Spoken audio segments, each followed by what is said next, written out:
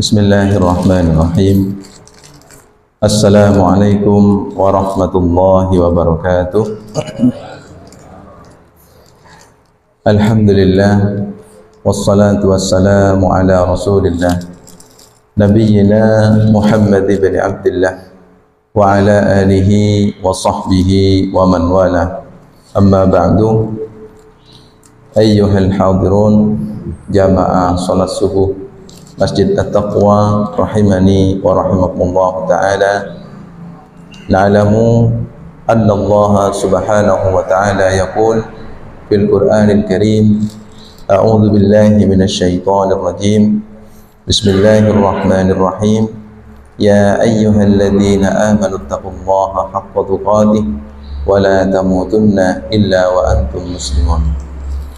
Wa qala Rasulullah sallallahu alaihi wasallam, ittaqillaha haitsu ma kunta wa atbi'is sayyi'atal hasanata tamhuha wa khaliqin nas bi khuluqin hasanin.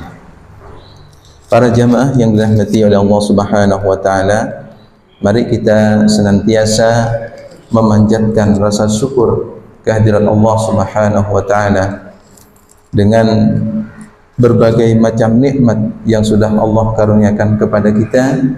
Ini merupakan ujian bagi kita, apakah kita benar-benar orang-orang yang beriman ataukah kita orang-orang yang termasuk dalam orang-orang yang mengingkari terhadap nikmat Allah. Kita bersyukur kepada Allah dengan cara memanfaatkan nikmat-nikmat yang sudah Allah karuniakan kepada kita, itu dengan melaksanakan atau menggunakan nikmat itu dalam jalan ketaatan kepada Allah dengan bertujuan hanya mengharapkan ridhonya Allah Subhanahu wa ta'ala.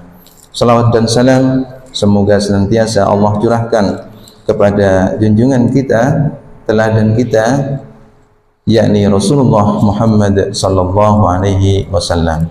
Para jamaah yang dirahmati oleh Allah Subhanahu wa ta'ala, pada kesempatan ini kita kembali melanjutkan kajian cabang-cabang keimanan dari Al-Imam Ahmad Al-Baihaqi, di mana pada pertemuan kita kali ini kita masuk ke cabang iman yang ke-32, yakni menepati janji.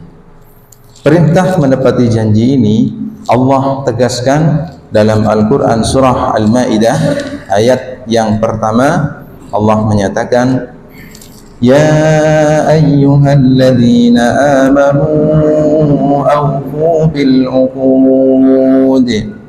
Hai orang-orang yang beriman, penuhilah akad-akad itu. Ibnu Abbas radhiyallahu an mengomentari ayat ini, yang dimaksud adalah, yakni memenuhi akad-akad itu adalah yang berhubungan dengan halal dan haram dari Allah Subhanahu wa ta'ala. Kewajiban yang dia tetapkan serta semua batasan yang sudah ditetapkan oleh Al-Quran secara keseluruhan. Kemudian juga Allah Subhanahu wa ta'ala berfirman dalam surah Al-Insan, ayat ke-7, yufuna bin nadri wa yakhafuna yawman kana syarruhu mustatira. Mereka menunaikan nazar dan takut akan suatu hari yang azabnya merata di mana-mana. Kemudian para jamaah yang dirahmati oleh Allah Subhanahu wa taala, dalam sebuah hadis sahih dalam as-sahihain, yakni sahih Imam Bukhari dan Imam Muslim, dinyatakan sebuah hadis Rasulullah sallallahu alaihi wasallam bersabda, arba'un man kunna fihi kana munafiqan khalisan. Ada 4 perkara yang kalau ada pada diri seseorang berarti dia adalah munafik yang sesungguhnya. Wa man kanat fihi khullatun min hunna kanat fihi khullatun minan nifaqi hatta yada'aha. Dan kalau hanya ada satu pada diri mereka, berarti dia punya satu tanda kemunafikan sampai dia meninggalkannya. Apa yang pertama? Yang pertama adalah idza haddasa kadziba. Apabila dia berkata berdusta.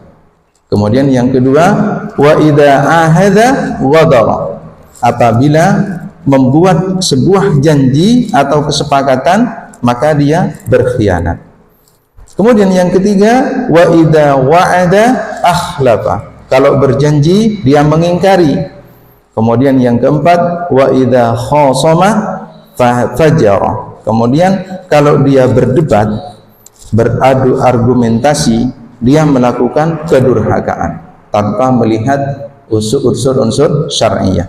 Dia meninggalkan Al-Quran dan As-Sunnah. Yang penting dia bisa memenangkan perdebatan itu. Maka jamaah yang dirahmati oleh Allah Subhanahu wa taala, di sini Rasulullah menegaskan ada 4 hal yang harus kita berhati-hati, karena ketika kita punya dari 4 atau salah satunya, kita ini sudah termasuk dalam kategori orang-orang munafik. Sedangkan Allah menyatakan bahwa innal munafiqina fid darkil asfali minan nar. Bahwasanya orang-orang munafik itu berada di bagian neraka yang paling bawah. Maka jamaah yang dirahmati oleh Allah Subhanahu wa taala, kemunafikan itu bukan menyerang dari orang-orang non muslim, orang-orang non mukmin, tetapi kemunafikan itu ada pada diri seorang muslim ataupun seorang mukmin. Maka kita harus berhati-hati, jangan sampai kita memiliki beberapa sifat tadi. Kemudian terkait dengan memenuhi janji, hadis dari Uqbah bin Amir al-Juhani dalam Sahih Muslim, Rasulullah menyatakan, inna ahaqqas syuruti ayyufa bihi mastahlaltum bihil furuj. Sesungguhnya salah satu syarat yang paling harus dipenuhi adalah ketika dengan itu kalian menghalalkan kemaluan seorang wanita, yakni janji pernikahan. Ini adalah uqud atau janji. Maka jamaah yang dirahmati oleh Allah Subhanahu wa taala, hati-hati dengan lisan kita. Terkadang kita memberikan sebuah janji kepada saudara kita, bahkan pada diri kita. Nazar itu adalah janji, sumpah yang harus ditunaikan. Tetapi ketika nazar itu atau janji itu berupa ketidakbaikan, boleh bagi kita untuk meninggalkan. Tapi kalau itu adalah berupa ketaatan kepada Allah, wajib hukumnya bagi kita untuk melaksanakan. Makanya kalau zaman dulu itu di masyarakat itu banyak janji-janji atau nadar-nadar yang terucap ketika anaknya sakit, misalnya supaya anaknya sembuh. Kalau misalnya anak saya sembuh, saya akan berpuasa 3 hari, misalnya seperti itu.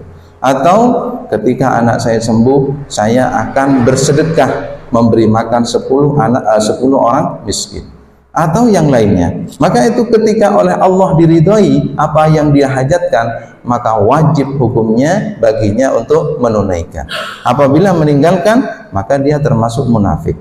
Maka hati-hati para jamaah yang dirahmati oleh Allah Subhanahu wa taala, sikap kita ketika kita menghadapi sebuah problem tiada lain hanyalah memohon pertolongan kepada Allah Subhanahu wa taala, meminimalisir janji sumpah, khawatir kita tidak mampu atau lalai untuk melaksanakan. Al-Imam Ahmad Al-Baihaqi dalam Syu'ab Al-Iman juga menyebutkan satu hadis dari Abu Hurairah radhiyallahu anhu, anna an-nabiy sallallahu alaihi wasallam qala, sesungguhnya Rasulullah sallallahu alaihi wasallam bersabda, al-muslimuna ala syurutihim.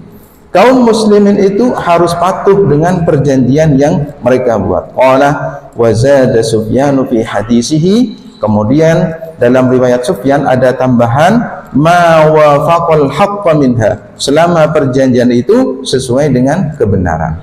Nah, ini yang dimaksud dengan janji atau sumpah, ketika sumpah itu atau janji itu memang sesuai dengan syar'i.